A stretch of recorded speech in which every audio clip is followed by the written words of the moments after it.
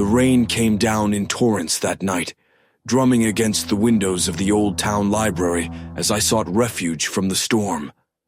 The interior smelled of aged paper and varnished wood, a comforting aroma that eased my nerves as the weather outside raged.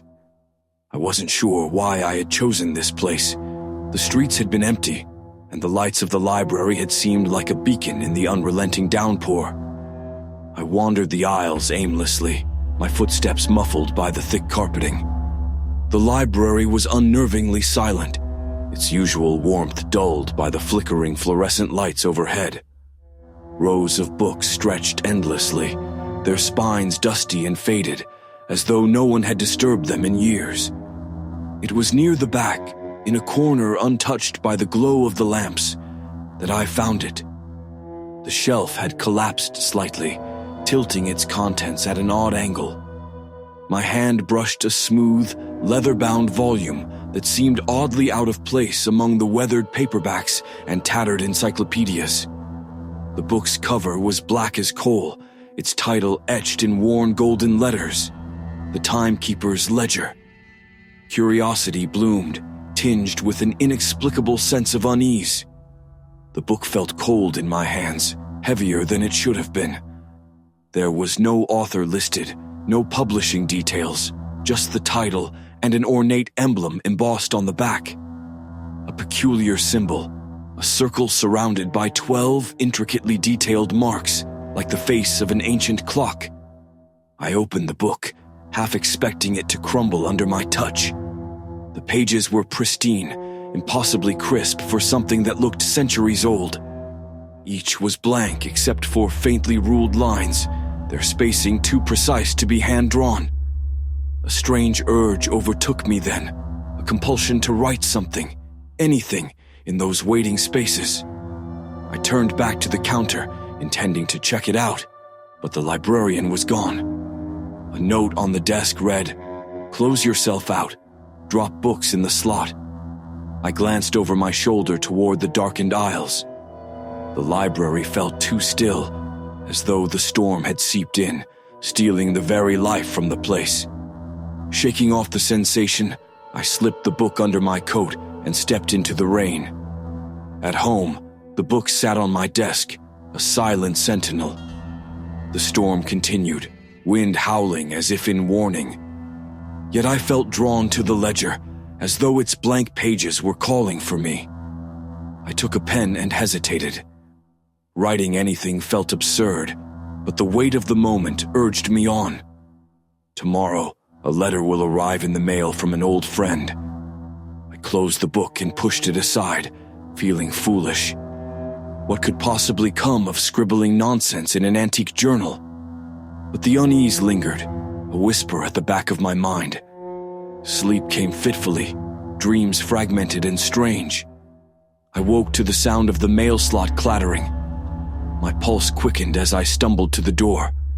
There, on the mat, was a single envelope, addressed in handwriting I knew well, but hadn't seen in years. The name on the return address chilled me to the core. Alan, a friend I hadn't spoken to in over a decade. My hands trembled as I opened it. Inside was a letter filled with mundane details, catching up, old memories, nothing out of the ordinary. But the date written at the top was wrong. It was dated tomorrow. The ledger sat on my desk, its blank pages eerily waiting. I didn't remember leaving it open. At first I tried to dismiss it as coincidence. Letters could arrive at strange times, and Alan might have misdated his note. Yet the timing gnawed at me, as did the memory of writing those exact words. The ledger wasn't just coincidence, it felt deliberate. I tested it the next evening with a simple, harmless entry. The barista at the cafe will wear a green scarf tomorrow.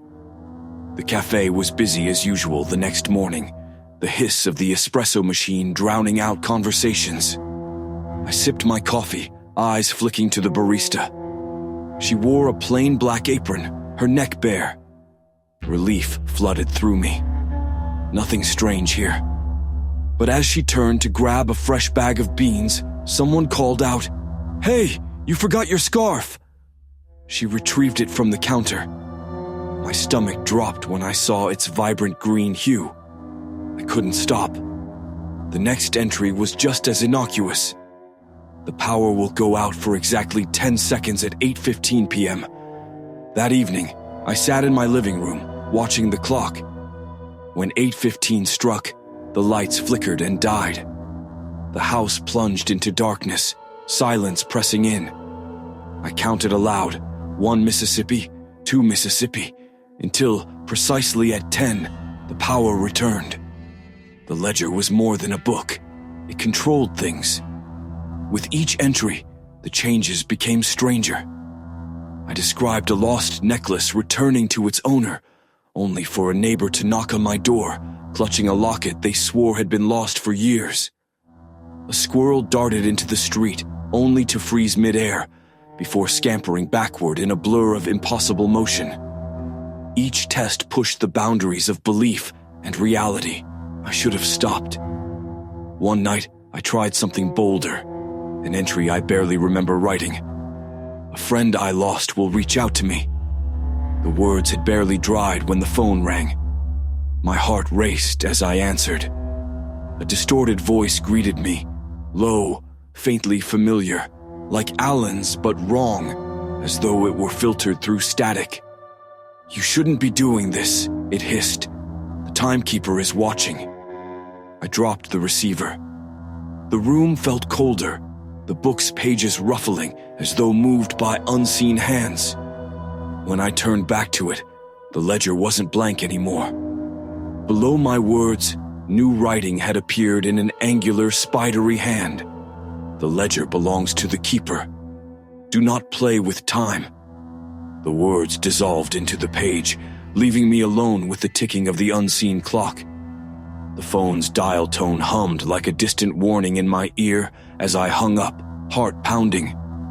The voice had sounded close, too close, like it was in the room with me rather than across the line. I stared at the ledger on the desk, its pages trembling ever so slightly as if alive, responding to my gaze. I tried to convince myself that exhaustion was playing tricks on me, that I'd imagined the phone call and the words etched onto the page. Yet deep down, I knew better. Something was tethered to this book, something vast, unknowable, and watching. Driven by a gnawing need for answers, I began researching. The library, the one where I'd found the ledger, seemed a logical starting point. My return felt different this time. The once cozy, dusty space now exuded an oppressive air, as though the very walls were scrutinizing my every move. I approached the librarian, a frail woman with eyes like polished stones. She barely glanced at me as I inquired about the Timekeeper's ledger.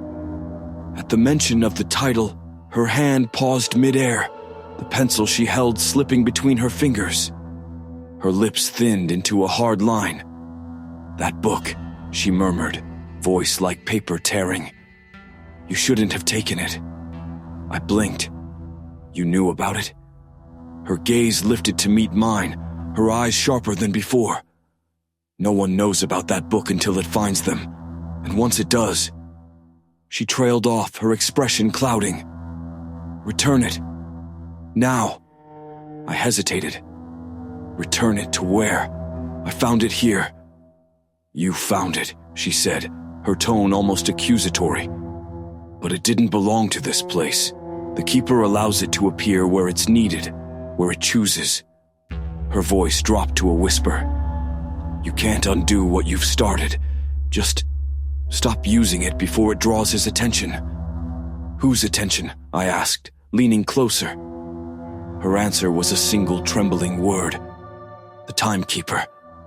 At home, I pored over the ledger, its cover emanating a faint warmth that hadn't been there before.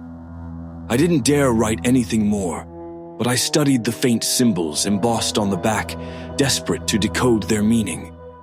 My fingers traced the intricate design, the circular pattern with its 12 points, and a shiver crawled down my spine as the symbol began to pulse faintly beneath my touch. Suddenly the room darkened, as though a shadow had passed over the sun. I turned toward the window, but the sky was clear. The shadow wasn't outside. It was inside, creeping through the edges of my vision like ink bleeding across a page. "Why won't you stop?" a voice whispered from nowhere, yet everywhere. I whipped around, but the room was empty. My pulse thundered as the shadows deepened. The clock on the wall ticked loudly, its hands spinning wildly. The ledger seemed to hum on the desk, its pages fluttering even though no breeze stirred. "I don't understand," I shouted, gripping the edges of the desk. "What do you want from me?" The shadows retreated abruptly, leaving the room painfully bright. The ledger lay open now, a single line etched in its center. "The Timekeeper is patient, but not forgiving." My obsession consumed me. Every waking moment was spent searching for any mention of the Timekeeper, a figure shrouded in myth and scattered across obscure fragments of history. Some accounts described him as a guardian of time, ensuring balance in the continuum. Others painted him as a harbinger of chaos, rewriting reality to suit his unknowable whims. Yet one theme remained consistent. The Keeper chose his scribes carefully, bestowing them with the ability to alter time at a cost. Few survived the burden, most disappeared, leaving behind only fractured, twisted timelines. The ledger was no mere artifact. It was a tether to the Timekeeper himself. For days I avoided the ledger, resisting the compulsion to write within its cursed pages. But its presence was inescapable. Its hum grew louder, vibrating through the desk, its pages glowing faintly in the dark. I dreamt of it nightly, of symbols that spun like gears, of a hooded figure with clockwork eyes staring down at me. The whispers returned too, faint at first, but growing louder with each passing night. They didn't speak in words I could understand, but their intent was clear. Write, continue. And I did. One fateful evening, as the storm outside roared, I found myself seated before the ledger once more. My hand moved almost of its own accord, the pen's tip scratching against the page as though guided by an unseen force. The rain will stop. A stranger will appear, bearing answers. As soon as I finished writing, the storm outside ceased abruptly, leaving an oppressive silence in its wake. My heart thundered as a knock echoed through the house. It was slow, deliberate, and impossibly loud. I hesitated before opening the door. The figure standing on my porch was tall and cloaked, his face obscured by the shadows of a hood. He held no umbrella, yet he was perfectly dry, as though the storm had dared not touch him. "I've come to collect," he said, in a voice that resonated like a deep chime. "Collect what?" I stammered, clutching the doorframe for support. The figure tilted his head, and though I couldn't see his face, I felt his gaze pierce through me. "The time you've borrowed," he said, "and the truth you've ignored." He stepped inside without waiting for an invitation, the air growing heavy and cold in his presence. The ledger, still open on the desk, seemed to pulse with recognition. "Who are you?" I demanded, my voice trembling. The figure turned slowly toward the book. "You know who I am," he said. "You've written me into your story." The room dimmed as he reached for the ledger. The clock on the wall chimed, its sound echoing in the stillness. "You have one final chance," the Timekeeper said, his voice steady and unyielding. "Close the book, return it to me, and undo what you've disturbed, or watch as time unravels around you." He extended a hand, waiting. The choice was mine. Or was it ever? The Timekeeper's presence dominated the room, a weight that pressed against my chest and stole the air from my lungs. His outstretched hand seemed to pull the light from the room, his cloaked figure silhouetted against the flickering glow of the ledger. "Close it," he commanded, his voice a resonant echo that seemed to emanate from the walls themselves. I stared at the ledger, its pages shimmering faintly as if alive. The words I'd written stood stark against the pale parchment, but beneath them, new symbols began to emerge, lines and curves forming intricate patterns, ticking like clockwork as they shifted across the page. What happens if I don't? My voice cracked, barely a whisper. The timekeeper tilted his head, the motion slow and deliberate. "You already know," he said, his tone neither cruel nor kind. "The ledger cannot exist without a scribe. Time demands its keeper, and the book demands its toll." The air around him shimmered, distorting like heat waves on asphalt. I thought I could see faces within the folds of his cloak, hollow eyes, mouths silently screaming, frozen in expressions of agony. Were they his scribes before me? Or were they echoes of the realities I had altered? I took a step back, my legs trembling. "I didn't know what I was doing," I stammered. "I didn't mean for this to happen." "Intention is irrelevant," the timekeeper replied. "The moment you opened the ledger, you invited time's reckoning." The symbols on the pages began to spin faster, merging into a hypnotic whirl. The clock on the wall chimed, its hands moving in reverse, ticking louder and louder until the sound filled the room. "What do you want from me?" I shouted over the noise, clutching my head as the vibrations seemed to seep into my very bones. "To decide," the timekeeper said simply. His hand hovered closer to the ledger, and with it the ticking slowed. The pages stilled, revealing a single word scrawled across the center of the book: "Rewrite." My breath hitched as the implication sank in. The ledger wanted me to write again, to use its power one last time. But what could I possibly write?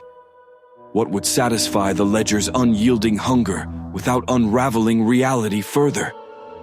"Be careful," the timekeeper warned. "Time has no patience for folly." I sat at the desk, trembling as I picked up the pen. Its weight felt heavier than ever, as though it held the burden of every moment I had rewritten. The blank page before me pulsed faintly, waiting. My mind raced. What could I undo? What could I erase without losing myself? Or the world I knew? The ledger will return to its keeper. The moment I finished writing, the book glowed, its pages radiating a blinding light that filled the room. I stumbled back, shielding my eyes as the air around me seemed to ripple and fold. The timekeeper's laugh echoed faintly, a sound both approving and mournful. "A wise choice," he said, "but not without consequence." As the light faded, I saw the ledger closing itself, its edges curling inward as though devouring the words within. The symbol on the cover burned brighter, spinning faster and faster until it vanished into a pinpoint of light. The room fell silent. The timekeeper stood before me, his hand now empty. His form seemed less substantial, his edges blurring like smoke dissipating in the air. "You have returned what was borrowed," he said, his voice softer now. "But time's ripples cannot be undone entirely. The echoes will remain." I didn't fully understand his words, but I felt them deep in my core. The world felt different, subtly altered in ways I couldn't yet comprehend. "Will I remember any of this?" I asked. The timekeeper tilted his head again, a gesture I was beginning to understand as amusement. "Memory is the keeper's greatest gift and cruelest curse," he said. "You will remember enough to know the price of curiosity." And with that, he was gone. The room brightened. The ticking of the clock on the wall resumed its steady rhythm, and the air lost its oppressive weight. I looked down at the desk. The ledger was gone. In the weeks that followed, life returned to normal, or so it seemed. The library was still there, though when I asked the librarian about the corner where I'd found the ledger, she looked at me blankly and said no such section existed. At home, I noticed small changes. The clock on my wall ticked half a second slower than it used to, and the calendar seemed slightly out of sync with my memory. Sometimes I heard faint whispers in the quiet hours of the night, fragments of voices I couldn't quite place. I learned to ignore them. The ledger was gone, and the timekeeper with it. but the weight of its power and the shadows of its consequences would linger in the edges of my reality, reminding me that time is never truly ours to command.